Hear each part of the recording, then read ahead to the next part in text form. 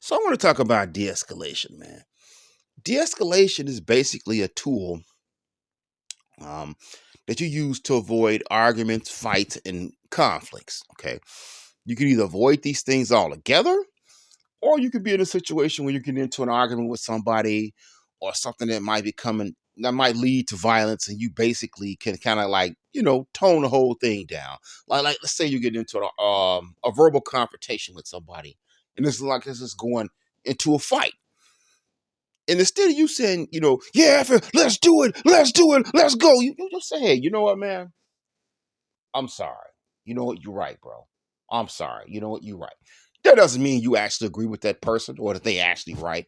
It just means you realize that, look, sitting out here on the street arguing with somebody over something ignorant is pointless. Okay. I'm not going to lose my life arguing with you over something dumb. Um, I had a situation a couple of months ago. It was a mentally disturbed man out on the street. Okay. I'm at the bus stop. I'm trying to, these bus stops in Chicago have these indicators. Okay. And they tell you what time the bus is coming. So for some reason, this guy thought I was looking at him. Why are you looking at me? Why are you watching me? So I made some little comment to him and he got mad. I made some little smart comment. He got mad. And we started going back and forth. And he told me he wanted to fight me. Yeah, we could do it now. You know, and me being me, I was trying to roast. I was roasting the dude a little bit. He had a speed racer jacket on, so I was making cracks about that. And then this guy kept wanting to fight me. It just didn't dawn on me, man. What am I doing? Okay, I'm going to sit here and fight some mentally disturbed guy. Maybe he hurts me or I hurt him. So I told him, you know what, man? If you love this bus stop so bad, you can have it, bro. No, no, let's fight. Let's do it. Come on. I was like, I'm gone, bro. I just walked away. You know what? I walked away and went to the next bus stop. Now I know you're thinking, oh, well, you was a punk. He punked you. Nah, man. Me killing that dude or that dude killing me wasn't worth it. All right. Not when there's another bus stop, within walking distance. It actually took me about 30 seconds to walk to another bus stop. Okay. That's the thing, man. So de-escalation is basically using your brain to nip arguments and conflicts in the bud or handle them in a non-violent manner. There's a lot of people dead right now arguing over dumb, ignorant things that was pointless. I've almost lost my life arguing over just stupidity with people out on the street. I've had multiple people pull guns on me. Because I'm gonna tell you something. There's a lot of people who run around saying they hard, but they're not. They're big cowards. And the minute they see that they can't punk you, they will go for a weapon. Okay. But a lot of this stuff is not worth it. And let me tell you something. I feel like a lot of preachers should be talking about de-escalation more because de-escalation isn't just useful for avoiding fights and conflicts with people out on the streets. De-escalation can be very useful with family members at your job, okay, even with people at church. So it's basically trying to nip conflicts and violence in the bud or find non-violent solutions to dealing with that stuff. Okay. Maybe when you go to work, you got a problem with a coworker. Maybe you don't hit them in the jaw, okay, because they're doing stuff they're not supposed to be doing. Maybe you go to management. Maybe you file a lawsuit. Okay. You know, maybe you go to a different shift. It's just a non-violent way of dealing with conflicts is de-escalating the conflict or trying to avoid it. But I do think more preachers should be talking about this. And let me tell you why. Okay. There's a lot of people out here, man, who are under heavy demonic influence. Okay. You are either under the influence of heaven or hell. Okay. So when we think about stuff like this, we think about the guy in the Bible who was running around naked, cutting himself in the tombs and stuff. Nah, man. You got a lot of people who are under demonic influence who don't behave like that. They seem like normal individuals, okay, but they will go out there and start arguments and fight with people, okay. That's why, man, when you get up there and you walk down the street and a random dude just walks up there and starts cursing you out or wants to fight you, okay, or this dude's breaking in your car, breaking in somebody's house, or beating up their girlfriend, Um, Pretty much, I'm gonna tell you something. Most of these people who are career criminals are under demonic influence, and those are obvious. Okay, those are kind of obvious, but that's a lot of people, man. Who you, like I said, you wouldn't think about it. You go into a store and you got some very ignorant guy who constantly goes in there and he starts butting everybody in line. Okay, so now an argument or a fight starts. You wouldn't think about that. That person is under demonic influence. There's a lot of people under demonic influence. Okay. And when you think about stuff like this, man, when you think about demon influence or possession, it's, oh, these dudes over here playing with the occult or doing some witchcraft or something. Nah, man. If you are a heavy sinner, if you are a person who sins a lot, you're a liar, you're a thief, you steal, you could be under demonic influence. Let me tell you something. I watched a lot of pornography over the years. Okay. I used to I dabbled in some occult stuff, but really my thing was pornography. I loved pornography. And it got to the point where I would have these dreams, okay? And I would dream about this woman who I was sleeping with. And after some years, well, I just said, hey, you know what, man? Screw that. I'm not gonna struggle with pornography. Because I would watch it and stop it, uh, start back watching it, then stop it. Then I just said, man, screw this. I'm gonna watch my pornography. I would watch pornography like, man, like almost all night long, all day, and whenever I could, and masturbate, I had sex toys. And I actually started seeing this woman when I was wide awake. Okay. This woman was a demon, by the way. We'd have all long drawn out conversations. And this thing would talk to me and show me some things. And eventually it just revealed itself as being a demon. Okay. Now, the thing about this is, when you think about demon possession and stuff, like I said, you think about the occult, or you gotta be out here doing this and that, doing some extraordinary stuff, playing with Ouija boards. Nah, man. If you are committing adultery on your wife, you are a liar, you a thief, um, you hate people of other ethnic groups, you hate other human beings, you going around trying to oppress other human beings, man, you can be full of demons, man. Okay. I wasn't a murderer. I wasn't playing the Ouija board for the most part. I wasn't doing a lot of stuff, but I was just heavily into pornography. Okay. So I was under demonic influence. A lot of these times when you're dealing with people, man, you're dealing with people from all different walks of life who are under demonic influence. And see, what these demons want, they want to kill, they want to cause pain and suffering and death. Okay. So when you get up there and you go to work, okay, maybe you get up. No, let's say you get up and go to work. Okay, you at your job. You got some dude come in there and just start to mess with you. Okay, maybe he wants you to argue and fight with him, so y'all can get into a fight, and you can hurt him or he can hurt you. One of y'all can get killed, or one somebody can go to prison and get killed.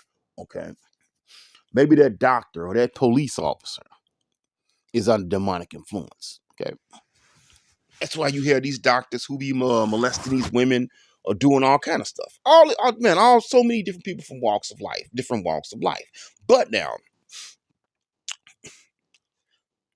we do need to teach de-escalation skills, because a lot of times, man, when you get into these ignorant, stupid arguments with people, like I tell you, that's that demon pushing that person. That's that demon influencing that person to get into a dumb argument or a dumb conflict with somebody. Okay. It's not always possible, but yeah, you should always try and de-escalate a situation. Okay. Because sometimes that's that demon in that person that wants you to argue with that person, that wants you to shoot that person or stab them, because or they want them to do something to you. They don't just need to get you, they can get them. Those demons are very happy if they influence a young man to go break in some elderly lady's home and steal her stuff. And she gets terrified, and at some point she shoots and kills that guy. They're happy with that because they got to kill somebody. Okay. And that's actually a true story that did happen. There was a young man who was breaking in this lady's home. It was an elderly lady, and he was terrorizing that woman. That woman was terrorized, okay, and she killed that dude. And those demons are happy. They were very happy to take that young man's life, okay. or to have him kill her. But like I said, we need de-escalation, man. We need to avoid arguments, fights, or conflicts whenever we can. I've been in a few situations, just walking down the street. Somebody has said something to me. Instead of me, saying, "Hey, man, screw these people. Let's keep on walking." I'll say something back to them, and guess what? I've gotten into fights. I've had, I think, 3 times. Yeah, I've gotten into fights with dudes where they couldn't whip me, so they pulled a gun out on me. Okay, and they would have killed me, but the problem is there was people on too many witnesses around. Okay, I even had 2 situations where these guys told me, "Man, I would have blown your brains out if there wasn't so many witnesses or so many witnesses who saw my face already." But in all those 3 of those situations, it was somebody. I was walking down the street. Somebody said something smart to me, and I had to respond to them. I had to be like, "Yeah, what you say, punk? Yeah, nah, man. Look, what you gonna whip me up? You gonna beat me? You gonna fight me? You gonna slap the hell out of me? Yeah, let's do it. Come on, man." I could have ignored those people and just kept on walking, but I lacked the de-escalation skills to do that. Okay, I've gotten into a lot of fights and conflicts with people over the years where I could have just kept on walking. I could have ignored that person, but I didn't have the proper de-escalation skills to do that. Yeah, and like I say, a lot of these people, man, you don't think about this. A lot of these people out here are under demonic influence. That's why they're getting into an argument with you. That's why they get into a fight with you. That's why you go to a club or a bar or something. No, I don't care for those places. Okay, but that's why you go to these places and somebody start an argument, a fight with you. Okay, these people are under demonic influence. They want you to go to the bar and club and get into it with that person, because so that person can do something to you, or you can do something to that person, and one of y'all can get killed, injured, or in prison. Okay, and possibly get killed and raped or attacked in prison. That's what they want. Yeah, I feel like more preachers should be teaching de-escalation skills. Okay, and just society in general. I'm black, man, and I think that's something we need to teach more. Okay, instead of going down the street or you going to a place of business and somebody saying something smart or disrespectful and you going off on them, hey, don't argue and fight with the store employees. You know what? Don't go off on them. Just go report them to management. Okay, you go online and report them to the corporate office. You find out where you can make a complaint. That's what you do. I was There was a story some years ago. Okay, and there was a black woman, and a police officer pulled her over. Okay, and gave her a ticket. Now, this ticket was not justified. It was a crappy ticket. It was not justified. But you know how it is. Police got to make their quotas, man. Okay. So the guy was saying some little stuff, and then the woman, and she challenged him on it.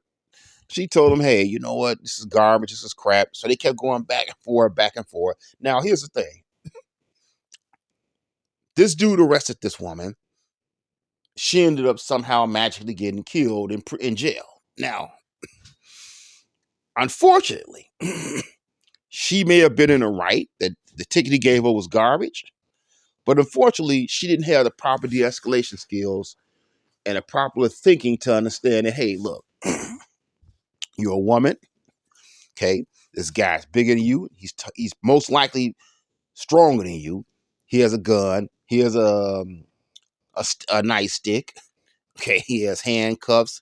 He has a flashlight. He has multiple things that can be used as a weapon. You are unarmed, and he is a law enforcement officer. He has some authority. He has authority to arrest you. In some cases, kill you. Okay? She didn't have the de-escalation skills. She didn't have the critical thinking skill to say, she was in her emotions, and she said she couldn't say, you know what? Let me go ahead to take this ticket, fight it in court.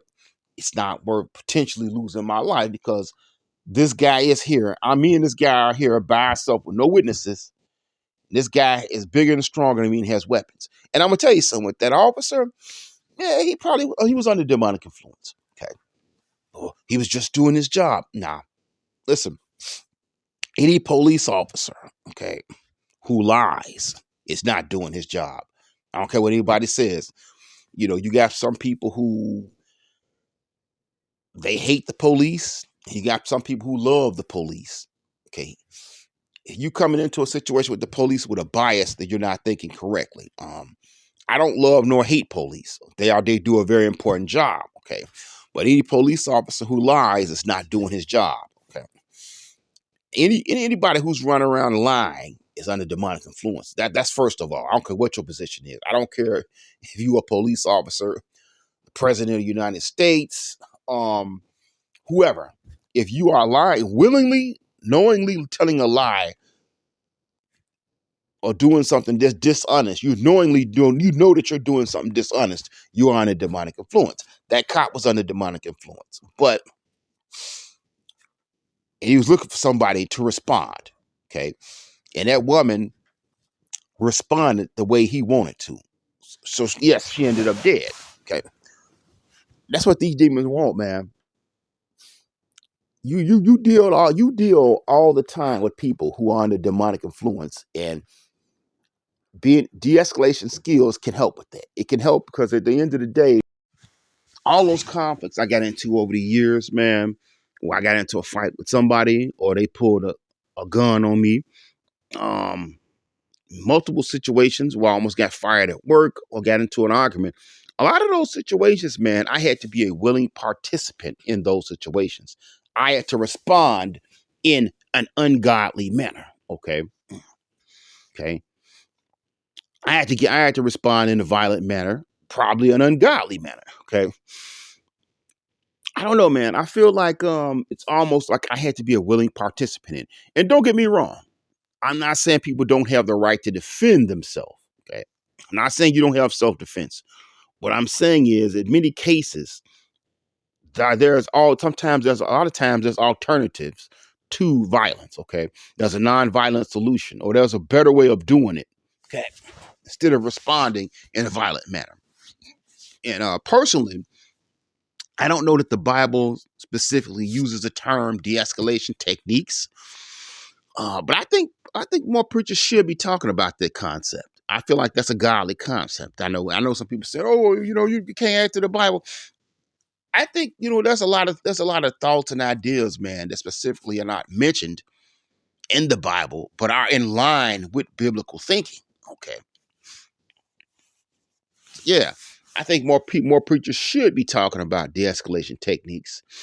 And like I said, a lot of these people that you're dealing with are under heavy demonic influence, and it's better not to make agreements with them, because when you get into an argument or a fight with these people, in a sense, you are kind of making a kind of agreement with them. You're agreeing to sit up down on the street and argue with them or to escalate this situation. And that's what they're looking for.